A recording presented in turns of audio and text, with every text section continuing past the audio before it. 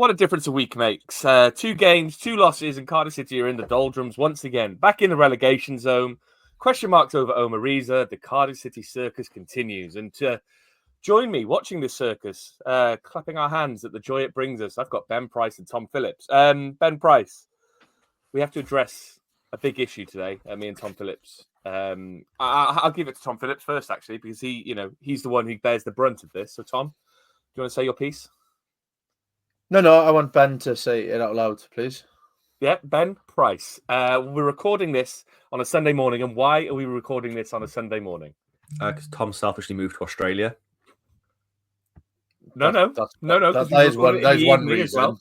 Yeah, but what's the main reason for this today? I don't know what you're on about, boys. Don't know what you're on about. It's nothing to do with me possibly going off to watch rugby. Are you going to watch rugby? Yes. And where are you watching the rugby? At the Egg place, the Millennium Stadium. And whenever Tom mentioned rugby in the past, what would you do? I'm not going to watch England. That's all I'm going to say. I'm going to watch Wales. Tom goes to watch his beloved England at Twickers at HQ. Did I? Tom? Oh, yeah, I think I did. Yeah. Oh, okay. Well, anyway, Ben, are you a hypocrite? Yeah, but I think that's not a shock to people listening to this podcast. Yeah, okay. Yeah, fair enough, actually. Tom, anything you want to say? I'm just disappointed, really, What, you didn't get tickets, or? Yeah, pretty much. Yeah, just jealous. Yeah, well, there we go. We've covered that. Ben's a hypocrite. Tom's jealous. And to be honest, one of the reasons we're recording a podcast now is also because I'm playing football this evening. So there's a multitude of reasons. It's just I wanted to call out Ben Price being a hypocrite. Yeah, which is fun. I mean, we've got 2 games to talk about. No games to preview because it's an international break, and I think we can all be thankful for that. So let's start with Luton. Ben, they were shite, but we were shiter. Yeah. Did you write that?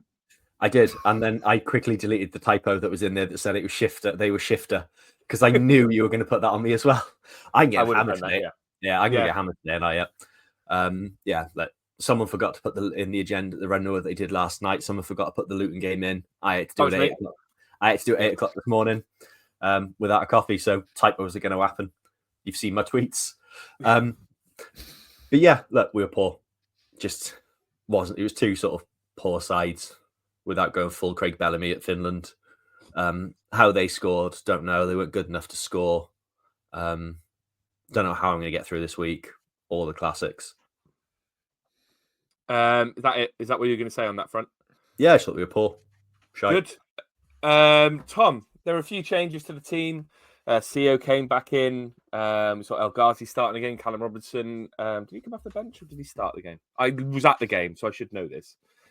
Started the game. It was a performance that was lacking a lot, wasn't it? There wasn't much creativity. There wasn't much running. It was just a poor performance overall, wasn't it?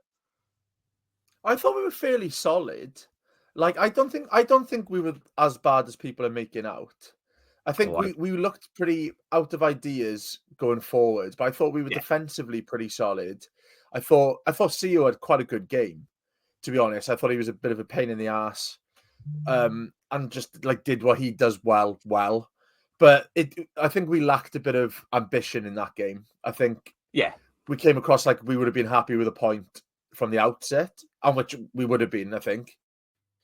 Especially in hindsight, obviously, but like I thought we did all right, and I think when you put it against the other performances we've had up until that point, I don't think we were awful, and we've been a hell of a lot worse in recent history. So I think after that game, I wasn't feeling too down about it if you treat it as a one-off game. No, and for me, it just felt like a tired performance. Really, obviously, we played on Saturday, and it had been a game that went to the last minute, which we won, and I think the players were probably a little bit jaded after that, after the Lord Mayor's show becomes a little bit of a hangover. And I think that's what Wednesday was, really. We looked at a few players in particular looked tired. Tanner looked tired. Colwell looked a bit leggy. And I think at that point, going into that game, Luton's not an easy place to go because it's, because it's horrible. And it's quite hard to get to.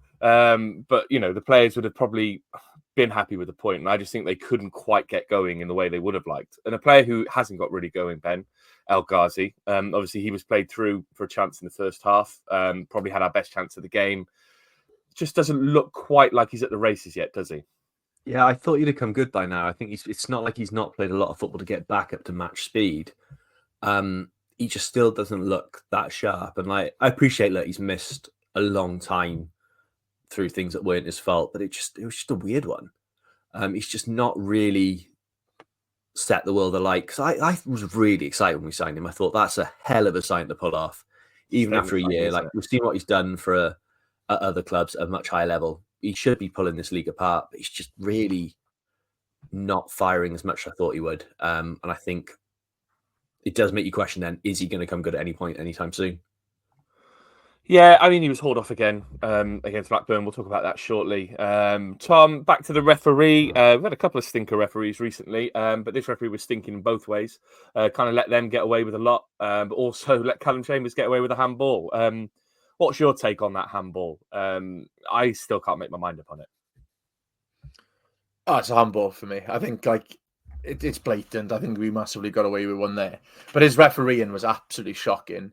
He would let them get away with so much like physicality in the middle of the park and not us. It was the inconsistency. Yeah. Like if you're letting it go for both teams, I think that's absolutely fine. Yeah. But he wasn't. And he just let them get away with murder and they bullied us then. And that's because they worked out the ref wasn't going to penalise them for it. And I think that's what took away from the game a little bit. They made it that kind of like just a slog. You know, they broke up play. They killed any sort of tempo we tried to get going. Any like kind of slick passing that we were attempting was just nullified by their kind of bullying tactics, and it worked in their favour in the end. They got that goal, and they kind of just, I don't know, just absolutely kind of just muted anything that we tried to put together. We looked completely out of ideas. Really, it was a performance you expect from Luton.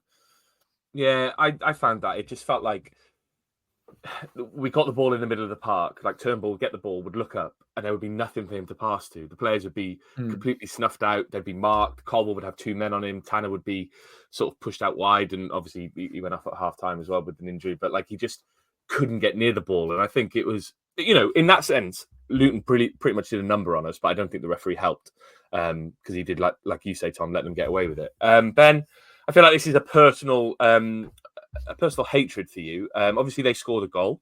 The goal came from a corner. But what you've got here is it's even more disappointing when a grown man busts out a griddy as a celebration. Yeah. What's your problem with the griddy? Because I think the griddy is a fun little dance. I quite like it. I think it's shite. I think you can't do it. I could do it. I just don't want to. I've got even I've got that much self-respect. I ain't going to do it, and that says a lot. I mean, I've got too much self-respect to do a griddy, and yet those boys are.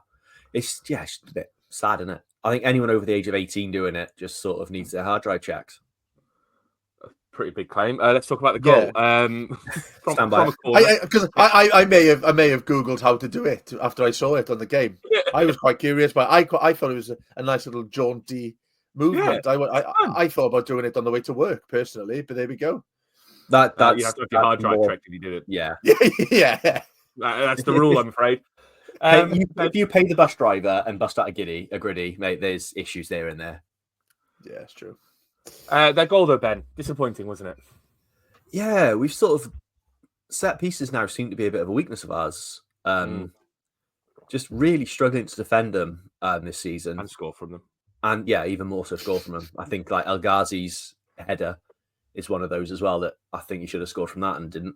But yeah, we're just not looking sharp there, are we? I think again it was systematic of everyone just being a bit tired, just flat and leggy, and just not working well. I'm still not sure if we're going man to man or zonal with them either. Like I know it seems to be a combination of both. Because you have, I can't remember what game it was, but I was watching, I think, it might have even been the Luton game. I was watching a replay, I think, on the TV. And there was kind of four players looking after the men. And you have like Gutas, Chambers, and one others kind of stood behind as a three who aren't marking anyone. So it's like a weird hybrid approach to both, which I don't know if it makes sense or not, but it doesn't seem to work if they're scoring from corners. Well, it's good if the three men at the back sort of cover the back post are there if it goes long. But every team seems to be sticking it in at the front post and winning the flick-ons there like this goal did. And then we're screwed. So it's just a weird setup with that I'm really not too keen on. And that's probably the most football we've talked in months, that bit there. Just like We actually look. That was really interesting. I used the word hybrid about a marking scheme, which I've never done before. It was really good. Well done to us. The listeners are going to wonder what the hell's going on. Anyway, back to it, Tom. Turnbull almost scored from the restart. Oh, it was going so well. We're going so well. Is he Vincent Tan's new favourite player? It shows that Vincent Tan was right all along. We should be shooting from the halfway line at every opportunity. It is worrying that that's probably our best chance to the half. It's just like shooting from the centre spot. But like, I'm surprised you don't see it a little bit more because you do have keepers. Keepers stand so far out now. Yeah, and professional footballers are good at kicking the ball. So I'm surprised you don't see it more. But if anyone's got that in their locker in our squad, it's Turnbull. Like we said a couple of weeks ago, I think he's due an absolute thunder bastard or like a shot from outside the box. And yeah, I don't mind him trying that, to be honest with you, because if everything else we were kind of trying wasn't really working. So you've got to think outside the box there. And he was quite far outside the box. And who was the last man to try it for us? Oh, I don't know. You have to tell me. Ricky Lambert. Was it? It was, yeah. It was like when that rule the season that rule first came in, where you could just shoot direct from kickoff. He tried it. Lambert tried it. Like I think it was like the first game he played for us, or like second game. And let's be honest, that's the most thinking Ricky Lambert's ever done. And if it's not about conspiracy theories, I completely blanked out that he played for us. I forgot. He only played about 19 games, didn't he? I think he scored maybe 1 or 2 goals. It was a very bad spell. That's what the mainstream media want you to think. It was a bad spell. How many did he actually score? Yeah. I'm going to look him up now while I ask you, Ben, because you wrote this question. Was it 2 points dropped, 1 point dropped, 3 points dropped? I don't know. What are you trying to get at there? There's points dropped. It was early this morning. Hadn't had a coffee. All I know is I was disappointed we didn't get at least a point. Maybe 2, apparently, this morning. I thought we should have got 2 points at least. How do you get 2 points? Don't know. Brucey bonus, something like that? He's played 18 times for us and scored 4 goals. 2 of them in one game. First goal came against Rotherham, and his contract was cancelled a year later. So, and Ben, I think you probably, thanks to Neil. You probably wrote this one as well, so I'll come to you. Second time wearing the 3rd kit, and it is still a stinker of a kit. Do you want to elaborate on that? It's bad, isn't it? It's a bad kit. I like it. I we've gone back to disagreeing with each other. This is actually quite refreshing. But like, Cardiff is one of the shit, and we're disagreeing with each other. It's the way all is right with the world again. Yeah. I don't think the kit looks like. If I see the kit in the shop, I'm not going to go, "Oh, that's a really good kit." But when I see it on them, the players look good in it. But then I wouldn't look good in it because I'm a fat 30-something man. I just really don't like it. And I think, like, I can't think if we've ever won in a New Balance 3rd kit.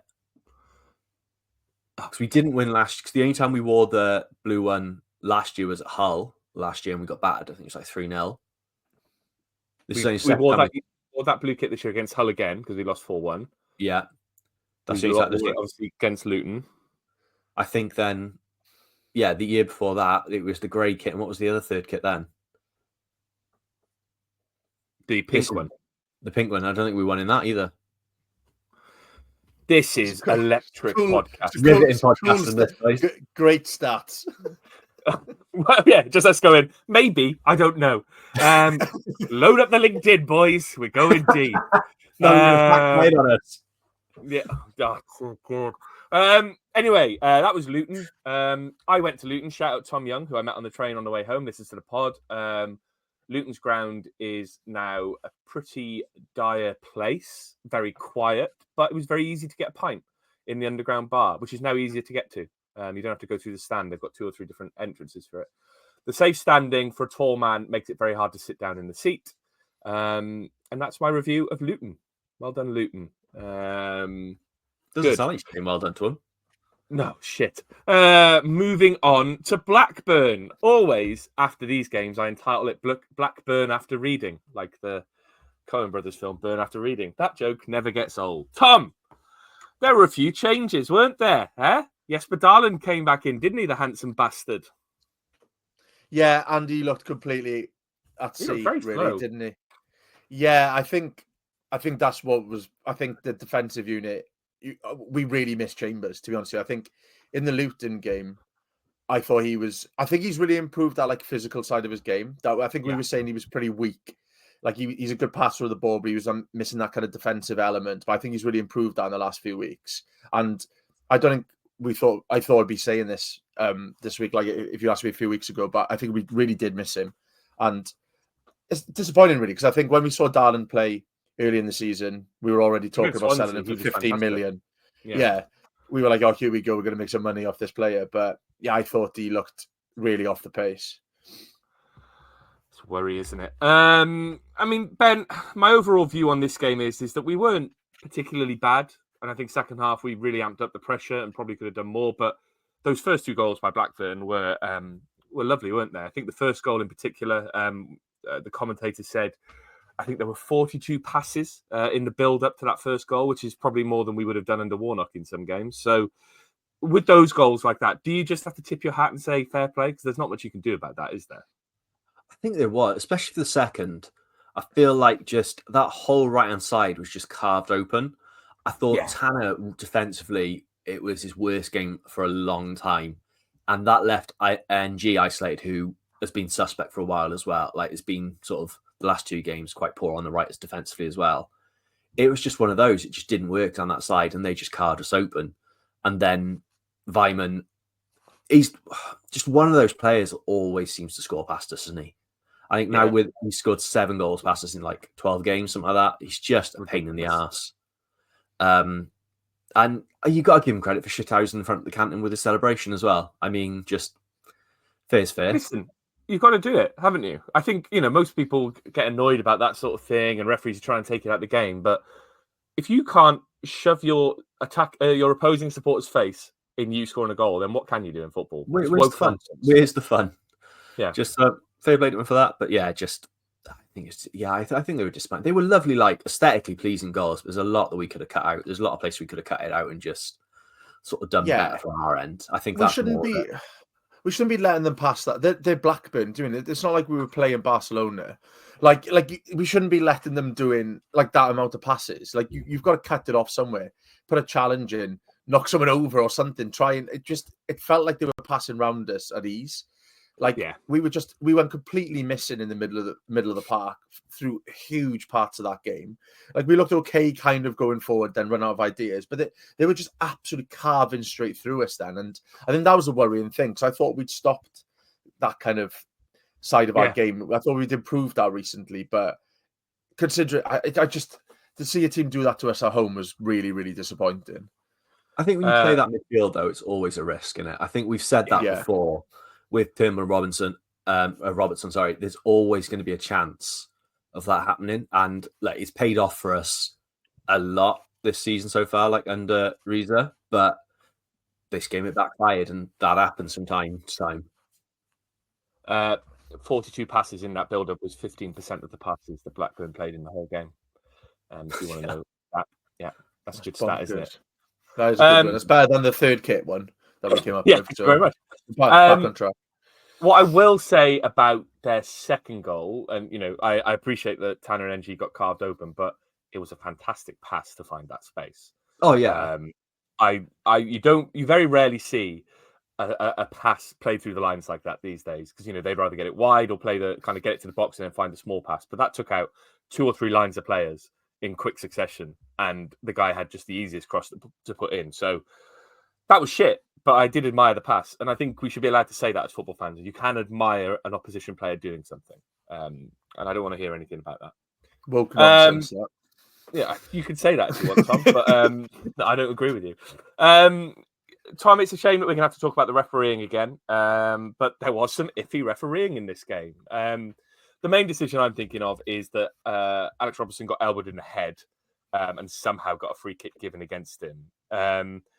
Is there a problem? You're hearing it more and more through managers, through other officials, that the refereeing in the Championship in particular, even down to League Two, is poor. We can't. Do you agree with that? I don't know if there's any good officials anymore, because obviously they get promoted to the Premier League, and it means that the officials that are coming through maybe aren't as good. But it just seems to be getting poorer every season, doesn't it? Yeah, it's hard to deny it when you have the 2 games we've just had. It's baffling sometimes. Like that decision was. I made such a high pitched noise when that happened in the pub in central Melbourne that the people behind the bar turned round. I was so annoyed. I just don't understand how that decision's being made. It's not like he's missed something. He's just completely, he just got it wrong, like completely wrong. I don't know what he thinks he's seen in that situation. And yeah, like you said, like I think that I don't know whether it's like recency bias, but it genuinely does feel like it's getting worse. And like I don't like calling out referees because it's a tough job. Like it's such a tough job, and the more you call them out, less people go into it, and I get that. But we're like, it's just ruining football games at the moment. It feels like, and we're pretty good at ruining football games ourselves, or have been this season. We don't really need the referee joining in. But yeah, I thought it was another really poor officiating display, and yeah, a really, really frustrating one. Did this, like that decision? Does that mean the ref thinks Robertson headbutted his elbow?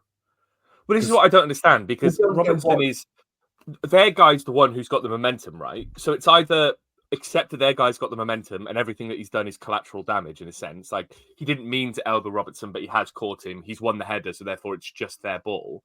Or he thinks that Robertson has gone in to injure the guy by being slightly later to the ball. I don't understand what he's thinking with that, because Robertson didn't go in with any momentum. He was the guy. He kind of, if anything, pulls back a little bit because he can see the other guy running in with his elbow. So I don't understand how he's given that as a free kick. It's a really weird decision. I don't think it's like some people on Twitter were trying to claim it as a red card. It's not a red card. No, it was just one of those. He's jumped with his arm, sort of. He's done a Kiefer Moore, hasn't he? Yeah, he's had the momentum and he's led. He's put his arm out, because that's what players do, right? When they go in for headers, an arm goes out or they stabilise themselves by kind of doing something with their balance. And he's caught Robertson, but it's not a free kick their way. No, Robertson. It's not. He's done a Harry Kane and made a back for him to sort of tip him over or anything like that either. It's just a really poor decision. And you are right. I think like the game's got a lot quicker, and referees are really struggling to keep up with it now. I think that's part of the problem.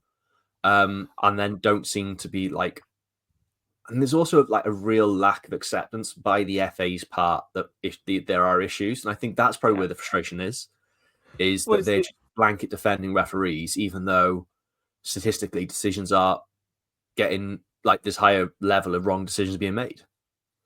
I think, with VAR in the Premier League, you always have a referee who goes on Sky on Monday and kind of trots out the kind of party line, and they're doing a very good job of the diplomacy around it. They're doing a very good job of protecting themselves in the comm stuff. But like, I was watching what was the game in Eden yesterday? I think it was Liverpool Aston Villa, and there were some very strange decisions in that game. And that referee had been taken off refereeing last week because he'd messed up the VAR the week before or whatever it was. And like, that's happening more and more now. I feel like that referees are making really bad decisions. Like Michael Oliver this week in the Champions League gave that very strange decision where an attacking player has put his foot out and caught a defender, and he's given it as a free kick when the guy had the ball. Like, the guy's in control of the ball. It's not a foul against the defender because the defender's trying to make a tackle, and he hasn't really fouled him. He's just put his foot down and moved off. Like, these decisions are making less and less sense. Is the reality of it. Anyway, I'm getting into a rant there. Tom, it was one of those frustrating games, wasn't it? Because the second half was all Cardiff in so many ways. We passed it around really well. We kept the ball really well. We pressured them. We kind of hemmed them in their own half. But we just didn't make it count, did we? No. And I think we've seen this quite a lot over the last few seasons, to be honest. It's that kind of, when we're playing well, we don't really capitalise. And I thought that was something that was slowly changing. But the last couple of games, we've been really poor going forward. Yeah. Like, when we battered Plymouth and stuff, I thought, all right, turning point here. But I don't know, just without Robinson up top, we do look pretty toothless. Like, we don't really create anything. We're really lacking a striker. I think we're lacking a bit of pace out wide as well. And I thought Willock did all right in that game. I thought Willock was good. I thought he had a decent game. I seen a lot of people getting down a wing. He's getting down a wing when there's no one in the box. Yeah. Yeah, exactly. And we just look so disjointed going forward. And yeah, we had a lot of ball, but it never really felt in that game like we were going to come back. I don't know what it was. The atmosphere was pretty flat and stuff there as well. It just had that. It felt really like pre-season. I don't know why. There was something about that game that felt off almost on the outset. But I don't know. Yeah, I think we could have carried on playing for another 90 minutes and we still would have struggled, to be honest with you. Well, I think the game started quite quickly. The first 3-4 minutes, there was two good chances for both teams. Yeah. It was like quite a high-paced start, and then it sort of from probably the 15th minute onwards, it died out into sort of a bit of a drab thing, apart from some good quality from Blackburn that was sort of self-inflicted by us. It's just, I think it's just, we need that international break now to sort of things. I think, I know we're going to come to it in a minute, it's all everyone's talking about, but I think like the uncertainty and everything going on with that, it's really starting to affect players. There's only so many times a player can come out and say, give the manager the job, we want him to have the job, and the lack of science is then going to start causing problems, isn't it? Because people don't know what's going on. It's going to get frustrating. What if the manager doesn't want the job, Ben? Huh? True. We'll talk about it in a bit. Yeah, I think it's quite telling, Ben. And I didn't put this on the agenda, so this is surprise. We brought Mate on at halftime, and I don't think Mate did particularly bad. He started quite well. He put himself about, but then as the game faded, so did he, which is fair enough. But we didn't make any other subs, and I know our bench and our options are quite thin. But we didn't bring on. We had Rinamoto, Siopis, Ashford, Kanga, Fish, Bagan, Collins, Horvath on the bench. We didn't bring anybody else on, and I just like in a game where we're trying to push and pull and trying to assert pressure. You'd think there would be a space there for Ashford to come on down the wing, for a space for Kanga just to come on, and we're 2-1 down. Why not put two strikers on and see what happens? But it says a lot really that we can't trust the players on a bench to come on and change the game. Yeah, I know we're lacking a bit of depth going forward, but then sort of we thought we were right the other week. All of a sudden we got all these bench options. And it's a bit weird. I don't get the Ashford one especially is baffling to me. Tanner, especially in that second half, did nothing, and that's not a knock on him. He's tired, and he's tired. Went off on Wednesday, so he's not played. It's the most consecutive football he's played in his whole career at this level. He's going to be knackered. It's totally understandable. And this isn't me sort of saying, I should be dropped from the team or whatever. And wingers are patchy. That's what they do. Their form drops in and out. Ashford's done enough the last few weeks. Like he scored the winner again. I know he didn't score the winner, did he? Sorry. But he was involved in sort of the stuff with Norwich and sort of played well there when he came on. He's more than capable of coming to that sort of making a difference, especially when we need that fresh legs. I think, again, it was a strange decision. I still can't see the justification for, because we were crying out for fresh legs on that pitch, especially towards the end. Yeah, and Tom, if you look at the stats, we had, let me have a look, in the second half, 14 shots, 6 on target, 2 big chances, dominated the passing, dominated the possession statistics overall across the game, dominated the shots, dominated the corners. Yet the only kind of real chances that we had, obviously, would get to the goal were Cole had that header. Willock had a pretty good shot that went close. But we didn't really trouble the keeper up close apart from that, did we? No, and that's what makes the subs even more baffling, really. I didn't really twig that we didn't make any subs. No, I didn't either until I looked. Until you said that, I was exactly the same.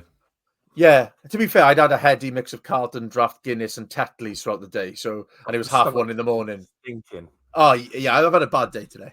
And but it is baffling, though, because he makes an early substitution and you're thinking, okay, bold, and then nothing. It's odd, really. It was crying out for trying something new. And, there'll be games in the season where we put in the same performance and we win it. Like, exactly. we were fine. So there's nothing to panic about. But it is a bit, it's just odd, isn't it? Like, when I know we haven't got a huge amount of quality on that bench, but you've got to try something. But perhaps he thought we were doing enough second half. Because I suppose we were the better team in large periods. Perhaps you don't want to rock the boat a bit. But I know Ashford must be thinking, what do I have to do in that situation? I think we did a lot. Rinamoto would have been quite good. Bringing it out from the midfield. Sorry, Ben, I cut across you. No, we didn't really create... we had the ball a lot and we sort of had half chances. But again, there's we've said it a lot of season. There's nothing you look back and go, oh, we should have scored from that. We should have scored from that. It was more sort of taking shots from 30 yards out and hoping they go in more than anything sort of being worked into the box and thinking we should have tucked it away. There's not that one moment in that game coming out of it that I'm going, even at 2-1 or 3-1 down, where I'm going, oh, that was the moment we should have scored. We could have been back in it. It was just, I think, dominated the ball, but did little with it. And that was a bit of the frustrating thing. So that's where another player coming on makes a huge difference. I don't think Kango's the answer. I think it's clear that he's being, I'd be amazed if he's still here at the end of January. I think if there's a recall option, I think he's going back. But I just think when you're trying to chase the game like that and you want if it's Ashford, if it's Kanga, if it's Rinomhota and you push Colwell up, whatever it may be, we persisted with one striker and two wingers when at a point when you just want to lump the ball into the box or lump it forward and try and create chances. Why not go two strikers? I don't understand the reticence in football anymore to not play two strikers. That 4-4-2 was successful for a long time for a reason. I'm sorry to go very Mike Bassett, England manager there, but like if you could just chuck we lost that game 3-1 anyway. What's the difference between 2-1 and 3-1 at that point? There isn't one. We could have scored a second goal back by loading the box. But Riza changed it at Norwich and it paid off massively. Yeah, exactly. And that's why I find it really strange. The bench wasn't massively different then to what it was there. So, don't know. Really, really strange one. And yeah, probably a bloke that's again, a manager short on confidence and belief, maybe, sort of just not sure what to do. So, yeah, potentially. And again, not a knock on Riza either, because there's plenty of reasons why you should be a bit frustrated at the moment. Let's talk about the penalty, Tom. Well, actually, Ben, because me and you kind of disagreed on the penalty a little bit. I don't think it's as clear cut as it could be, but I can see why it's given as a penalty. You think it was a stonewaller? I don't see any argument it's not. I think it's just, I think it's really clumsy defending and smart by O'Dowda to sort of put himself in that position. Wins the ball, he gets taken out. It's a penalty. Yeah, I just think I'm jaded by bad refereeing because I can see some referees not giving that because they think it's like a genuine attempt to play the ball. O'Dowda's, in the first half, he gives a free kick to Blackburn for the Blackburn player winning the ball.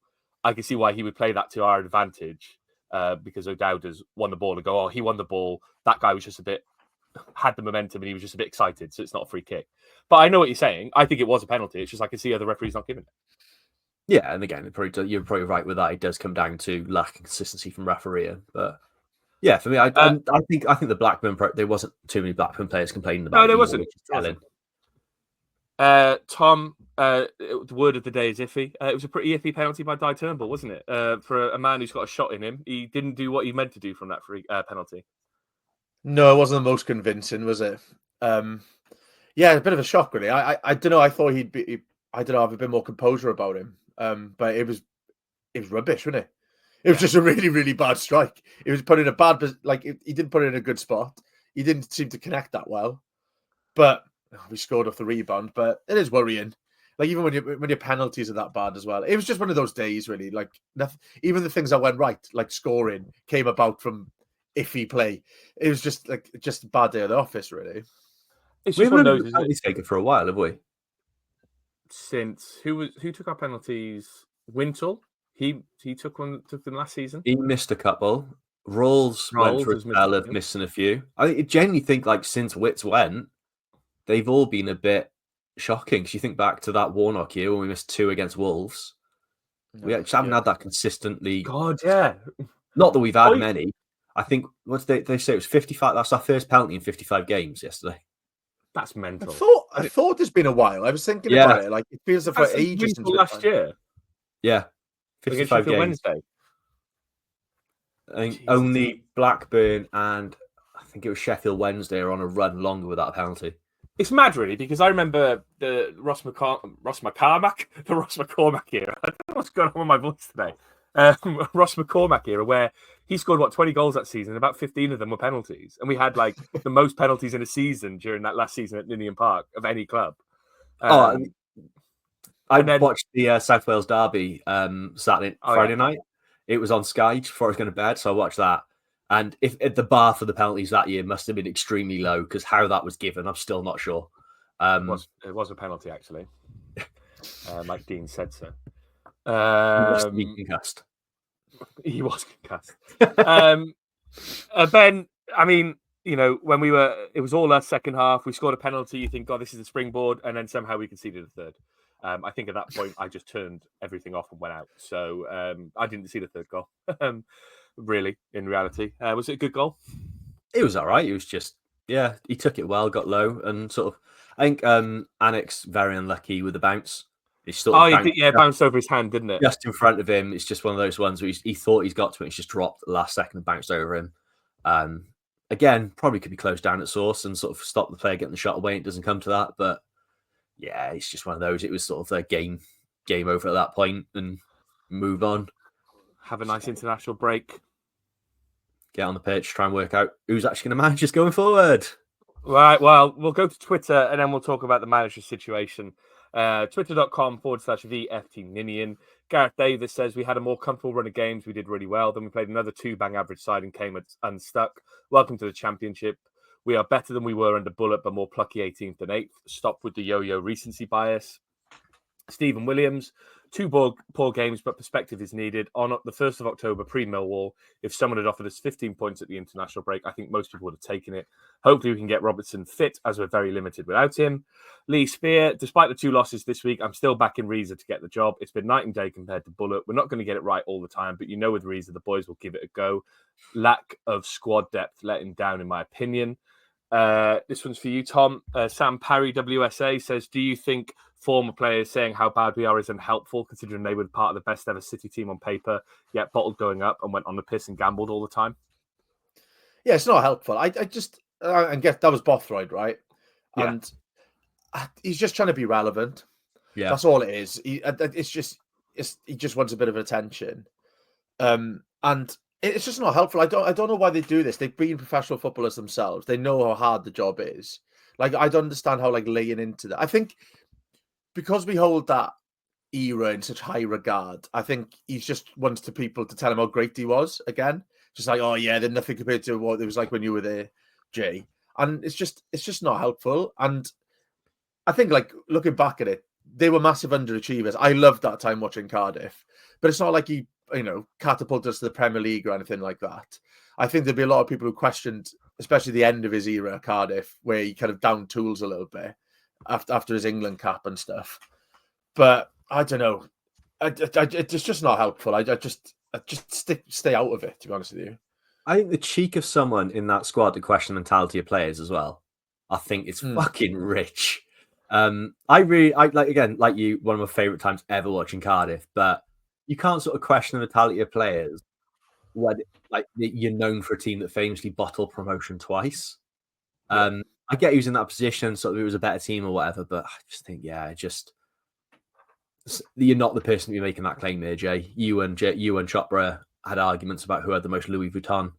I think don't question mentality when that's sort of your character. And if you want to hear it in Jay Bothroyd's own words, go to our podcast feed and find our interview with Jay Bothroyd.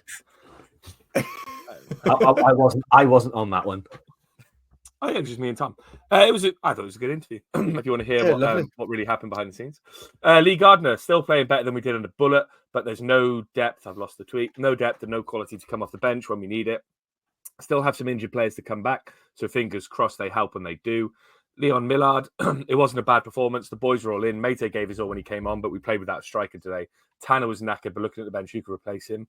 Surely it's time to give Reindorf a chance. Riza didn't fancy Kanga today.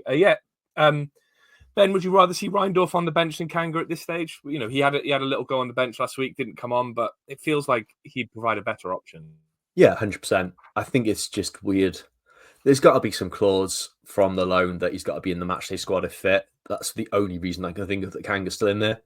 Mm-hmm. And I think they might be because Reindorf's training with the senior team now, I think, like, it's easier for me to justify. If Riza's 100% sure that he's not quite ready to be in that squad, I'm a bit more okay with it. Because he's seen him day in, day out now, I can sort of justify it. But there is part of me just thinking, just go for it because it ain't going to hurt.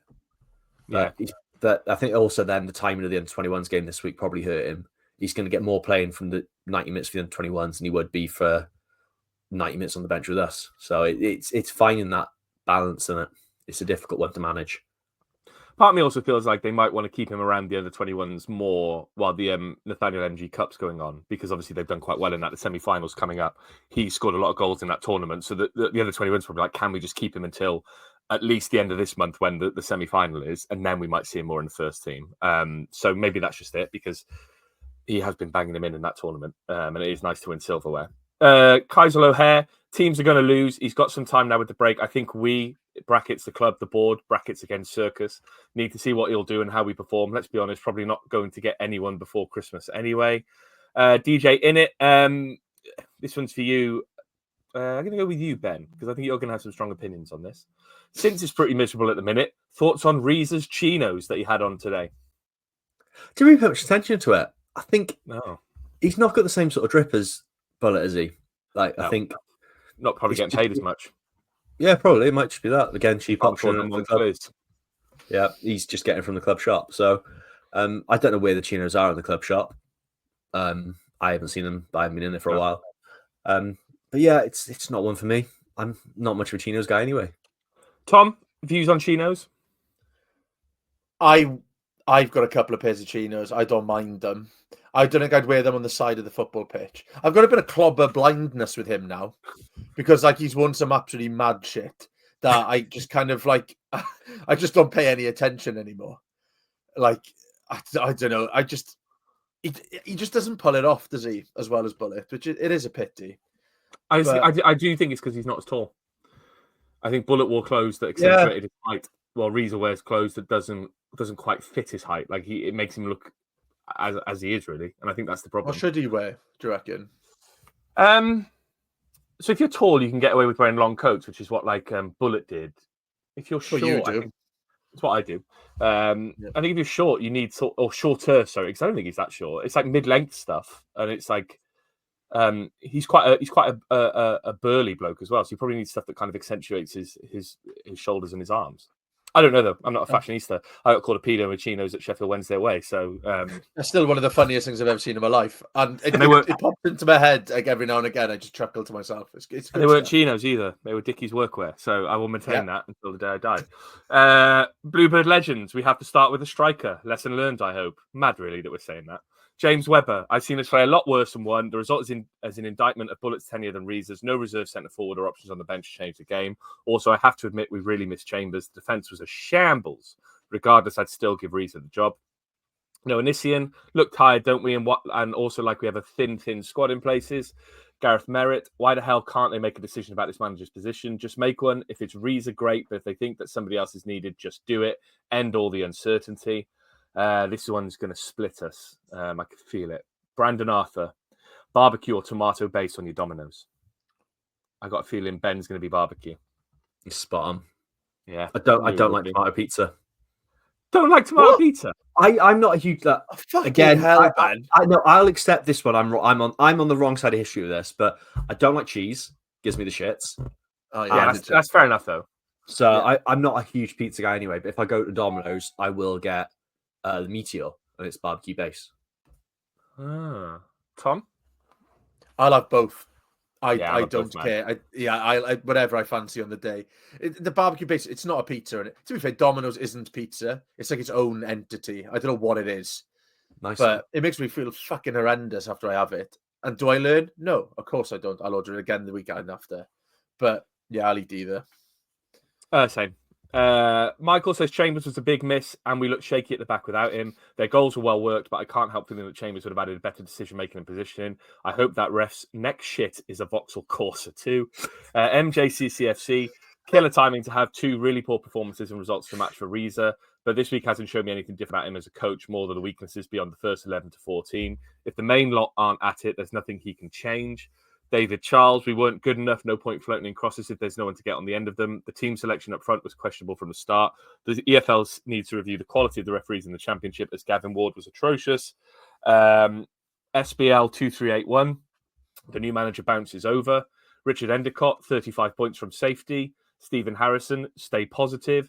David Owen, do we actually do any work on corners in training? Had 12 today and nothing different. No creativity and awful delivery. I did say that yesterday.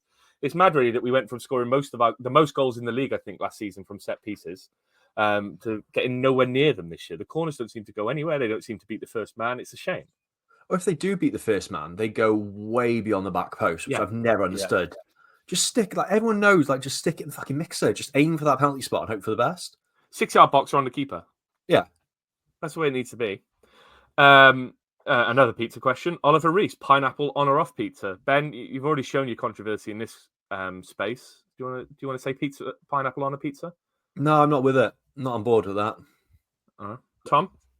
Oh yeah, 100%. Slush. There we go. See? Duality of the podcast. Richard Samuel, we are not a false nine team. James C. Roberts, we should have stayed in our box and not been so optimistic. It was always going to happen. Everyone was raving about us, so of course we go and drop 2 honkers. Regardless, we can't win them all, and we all knew a sticky patch would come. 3 points from 14th to keep the faith. Adam Jenkins, we have the most reactionary fan base of all time. Everyone on here needs to settle down a bit. It's pure doom and gloom if we don't win. Joshua Watson, haven't been at the races the past 2 games, just way off it. I just hope the club haven't got someone else to manage instead of Riza because he really deserves a crack at it. Have a pint, chaps. Perry's fan account, it was nice being positive and happy for a couple of weeks for once, I guess. Back to being bad, boring and losing with terrible owners and no end in sight. Longshank says, definitely need another striker option. The 3-winger false 9 thing doesn't work as there's no focal point. Mate tries but can't hit a cow's ass with a banjo, and Kanga seems to be so low down the list, he may as well just go back now. And the final question, and I'm glad people are waking up to this. Callum Bowen, is Perry NG overrated? What can he actually do? Doesn't offer anything in attack, was poor defensively today, and at fault for the 3 goals. Now, Ben, I've been banging this drum for a little while. I love Perry NG. He has been our best performer in recent years, but this season he hasn't been up to it, has he? No, I think he had a sort of... And I do think start of the season stuff, there was stuff with Winter that was perhaps affecting him, so I'll let him off that, but he hasn't really improved since then, has he? I think he was all right the last few games. Like when we're playing well, he plays well. But it's mad they're asking us for a right back, but he's not the kind of, he's not sort of got us going like he did the year before or the last 2 years. It's sort of like when we're playing shite, he's managed to dig us out of a few holes. Yeah. And he's never been amazing defensively. He's always been sort of more sort of like going forward, but he's sort of, yeah, when he's not sort of ticking at his best, he does look very out of his depth. And I think the lack of cover at right back is really showing now, because I don't think it would hurt for him to come out the squad for a little bit just to sort of reset him a bit. Another player that's played a lot of football. Yeah. I think he's got an issue with his hip as well. He's had like a long-standing thing with his hip. There's lots of stuff like that just sort of it's like a contributing factor. So yeah, the lack of cover there is just killing us, isn't it? So I think both fullbacks, the lack of depth we've got there is really, really poor, and it's mad that it's not been addressed for 2 seasons. And Tom, in the replies, Michael Dow said Perry NG needs a haircut. Can't see F all. Do you think that's a fair comment? He needs a haircut? No, I quite like his hair. Again, I'm not one to have a go. There's a reason why I'm wearing the baseball cap, as we all know. So leave his hair alone. Attack his performance, but leave his hair alone. But like, it's a tough one with Perry NG. When you say like, what does he do? You just need to look at the other couple of seasons to see what he can do.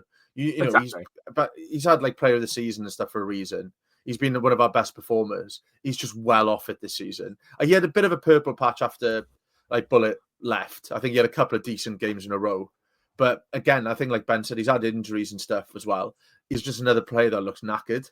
And I think it would have been nice to go into this international break with a bit of momentum, but I think this break has come at a good time no matter what. So I think some of those players really need to recharge. And he's definitely one of them. One thing with NG that pissed me off more than anything, especially against Blackburn, was the constant grabbing on corners. The amount of fouls he gave away just wrestling in the box, and sort of just the referee was warning him, constantly trying to say, stop doing it, I'm going to give a foul. And he still carried on. That drove me bloody mad. Yeah. I did quite enjoy it when I think Danny Bath was him and having a go at each other, and Perry NG was just laughing in Danny Bath's ear. I don't know what at, but he was just going ha ha ha ha right in the guy's ear, and I don't know what it was, but that's my criticism, and that's been my criticism of the past, right? Like he's a very good defender when he wants to be, but sometimes he chases those things when he doesn't need to do it. Like you don't need to get embroiled in a bit of shithousing every corner. Obviously, it does work sometimes, but with NG, we saw. I think it was Luton the season before last. I remember it distinctly. He went chasing something that he was never going to win, and it cost us a goal because he was trying to, instead of trying to play the ball and play the man, he was trying to just go after him for no reason. And I think yesterday he got embroiled in something which he didn't need to. Obviously, it didn't really come to anything, but there were moments where it was like, just stop and just focus on defending, and he doesn't. So I do think he needs a break. I think this next couple of weeks is come at the right time for the whole football club, really. And we'll talk about that now. Twitter.com/VFT Ninian for all your tweets. I mean, it's ridiculous, really, that we're still here talking about the Omar Riza situation. But obviously, there's a reason for it. There is a reason for it. Tried to get a little pun in there. Both of you disappointed with that. Ben's not even looking at me. On Friday, some rumours emerged that there was a hold-up with the deal, that, you know, some Twitter accounts were posting about potential delays, about him potentially going off elsewhere, whatever it may be. But Tom, last week we felt like a club united. Callum O'Dowd was on the pitch after the Norwich game talking about how much the boys are backing him, how good the football was since Riza's been in charge, and how much they want him to stay. And within a week, it's kind of like all hell's broken loose, and we don't really know what's going on. How much is this destabilizing the club, the team, the fans? It's just causing hell, isn't it? Yeah, it's destabilizing me, and all I'm doing is sitting at home. So I can only imagine the effect it's having on the squad. Like, I feel sorry for Riza here because he's been asked about it constantly. Every press conference, he's got to come out with an answer. All the players are being asked about it, and it's just irritating. Like, it's not the Gillis' fault; it's the club's fault. Like, they're bound to ask that question because we haven't got a permanent manager. It's madness, really. And to be honest, like, I know there was a few rumours flying around that Riza could be going elsewhere. Then I wouldn't blame him. Like, no. He's had a decent run of form with us. We're showing him zero loyalty at the moment. There's no transparency of what's really going on. And I don't think it's him kind of keeping things hush when there's stuff going on behind the scenes. It comes across like he genuinely doesn't have a clue. Yeah. And that is worrying, and that is going to affect you. And like, I see both cases of like keeping him and not keeping him. Like, I'm not 100% sold, but like, I wouldn't be unhappy either way. But it's the fact that we haven't made the decision either way is the issue. And the longer it goes on, the more problematic it's going to be. Yeah. Because if you're a player in that squad, right, you've had one manager sacked, you've got Riza taking over, and already now, if someone else comes in, you're on that third manager. It's not like he's been an interim manager and just plugged that gap for like a couple of weeks. You've just got used to a new system, a new way of playing, and then you might have to do it all again. And it's just irritating, and it's just a shambles all round, really. It's the summary of Cardiff City in it, though, because I think, look at it. Just got this dates here. So Bullet was sacked on the 22nd of September. The next game for us is the 23rd November. So that's 2 months. Over 2 months without a proper manager if Riza stays in charge for the Sheffield Wednesday game. That's not acceptable. No. Like, it's not like this Bullet thing came out of nowhere. It was our worst start ever. Like, statistically, our worst ever start as a football club. So the club knew what was going to happen. It felt, we were talking about it weeks before, it felt inevitable this was going to happen. It's just mind-boggling, isn't it? That there's just no communication. There's no, like, there was that fans parliament meeting with the trust sort of attended the other week. And the closest we got to an answer about what was going on with the management situation was Mehmet Darman just blatantly just saying no. That was a one-word answer to a really important question. Just shite. Appallingly bad. And I feel I'm genuinely upset for Riza that he's going through this because he's the one facing the questions. Yeah, he's the one constantly having to answer it and make himself. And I bet he feels like a tit every time he has to do it. Like, it's not nice answering questions constantly saying, I don't know. Yeah. It's unprofessional, it's undignified, and it's this fucking club in a nutshell, isn't it? Also, it sends a message, like, if we end up in a position where Riza does go elsewhere, and there's rumours to that effect, we don't really know what's going on, he'd be within his right to do that because he's not got a permanent contract here. You don't know what security he has behind the scenes. If you're then going, well, we need another manager now, if you're someone like Steven Schumacher or whoever it may be who's not got a job and is looking for a job, you're going to look at what's happened over the last few weeks and like how it's deteriorated, because it started brightly, brilliant, he's happy to be, and then every week we've had Omar Riza saying, I don't really know what's going on. I don't know what's going on behind the scenes. There's been talks, but nothing as yet, whatever. If you're a manager on the outside of this, you're not going to go, God, I want that job. You're going to go, what is going on there? Because that club seems to be in disarray. And then we've already pissed off, when you think about the kind of statements that the club have made in recent months about the quality of managers that are out there, they haven't been overly enamoured by the quality of managers that are out there. Hi, Steven Schumacher, would you like a job that we didn't think you were that hot for a couple of weeks ago? Like, it just shows how badly run this club is in a nutshell, right? Riza might walk away, then we're stuck. All the players are going to be disappointed at that point because they've been very public about the fact they want him to stay. And we have to bring in a new manager and learn a new system, and then it's January all of a sudden. And who knows what might happen then? We could, the club might go, well, there's no money to spend. You're a new manager. You've got to work with what you've got. Or we could be further down the table, further up the table. Like, it's such an open-ended situation. And it would just make it all the simpler if we'd just gone, Riza till the end of the season 2 weeks ago. Well, yeah. And I think now, basically, you can't appoint any manager that hasn't been available up until this week. So I think other than Mark Robbins, I don't think there's anyone really that the club can bring in and the position's not already looking weak. because it's clear they're not the first choice and they're not exactly who they originally planned. It puts any manager on the back foot, and that's purely just again shit communication. Like the only thing that the club sort of leaked is, we're not wild about these managers that are sort of available.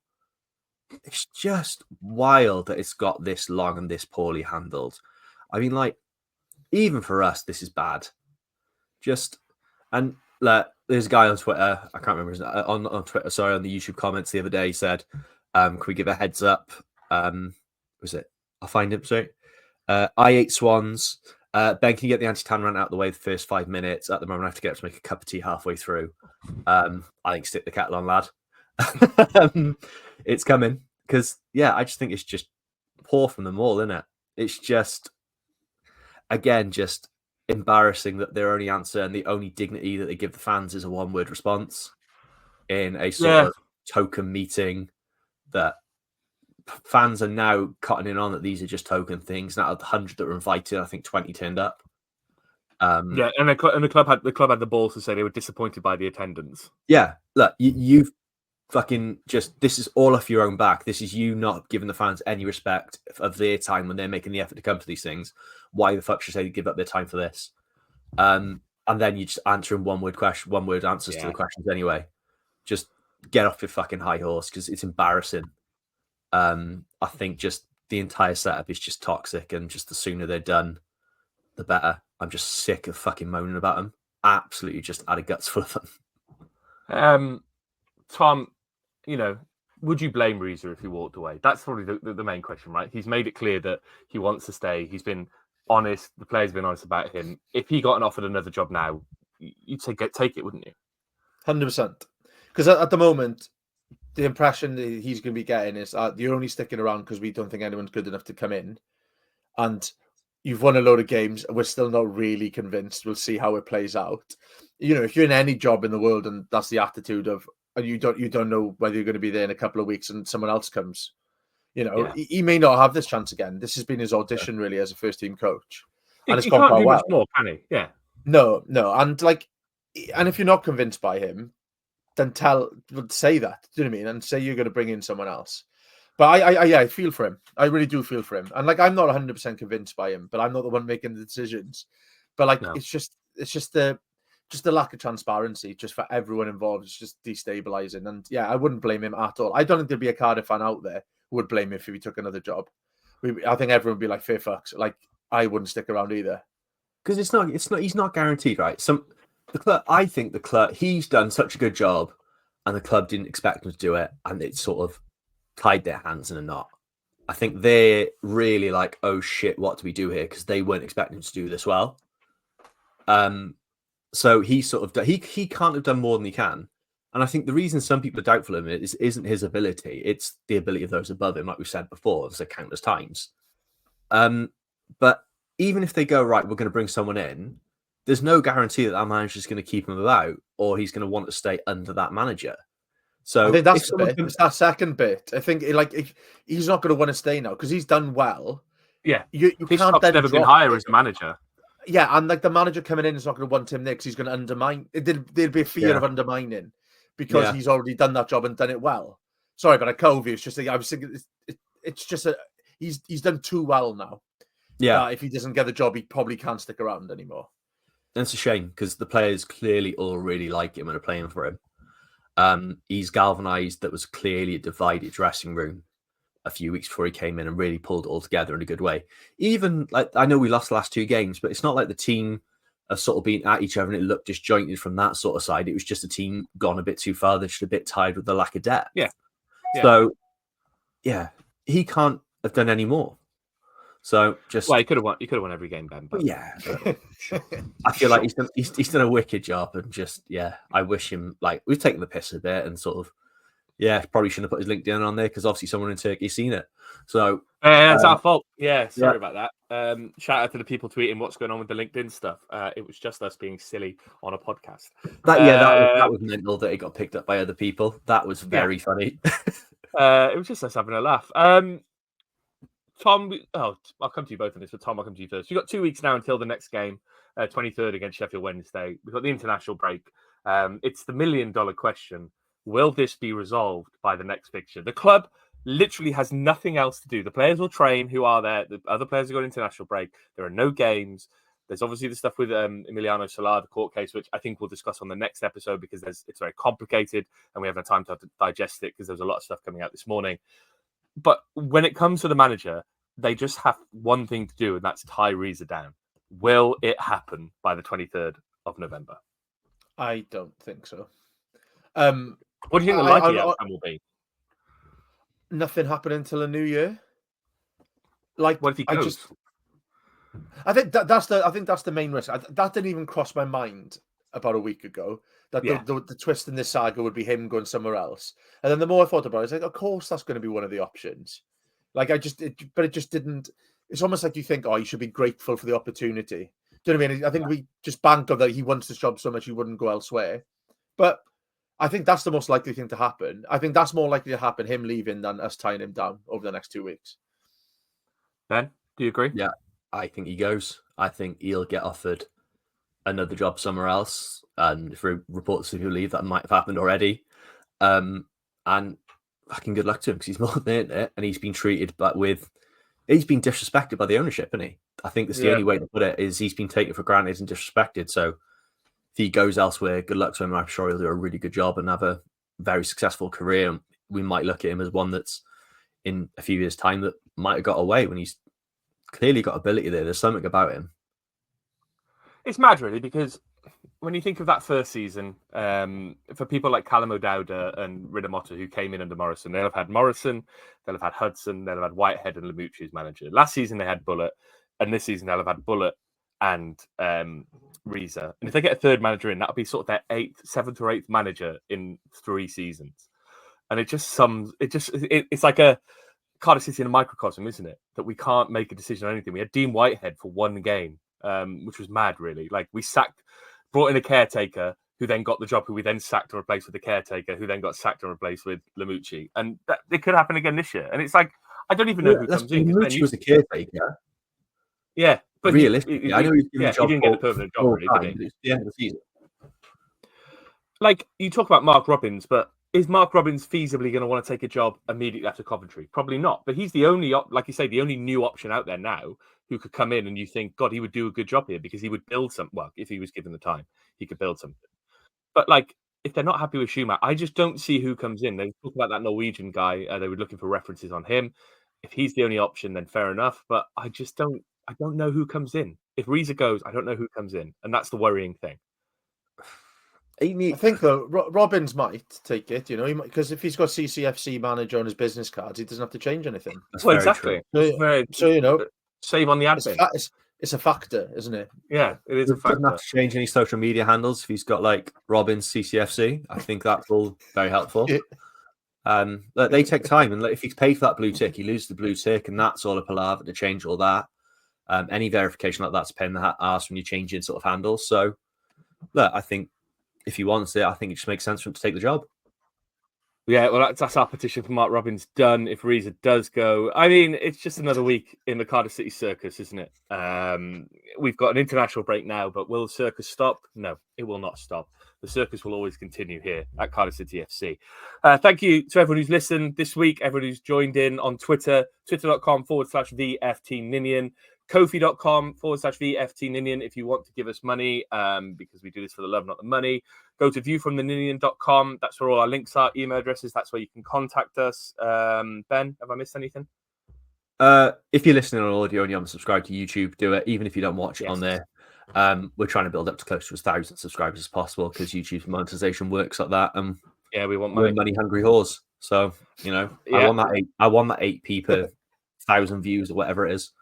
We don't even, good. And you can find us on TikTok. You can find us on LinkedIn. You can find us on Facebook. You can find us in all those places. Tom, time for bed now. Yeah. I don't know where I was going to go with that. Yeah, as you can see, I'm quite tired. It's time for bed. I think your internet's quite tired as well because the delay is kicked back in. Ben, time for you to go watch some egg chasing. Are you excited to shout, "Come on, Shane"? I am just going to shout, "Come on, Shane" constantly. Classic. Just because I will find it funny. Everyone else around me will find me a dickhead, but I will find it funny every time I do it to shout, "Come on, Shane," in that Valley's voice as well. I hope you're wearing your daffodil hat and your pink cowboy hat, and you can have a lovely time at the Millstad. Thanks everyone for listening. We'll be back after the international break when who knows what will have happened at Cardiff City, because it's a mystery to us all. See you then.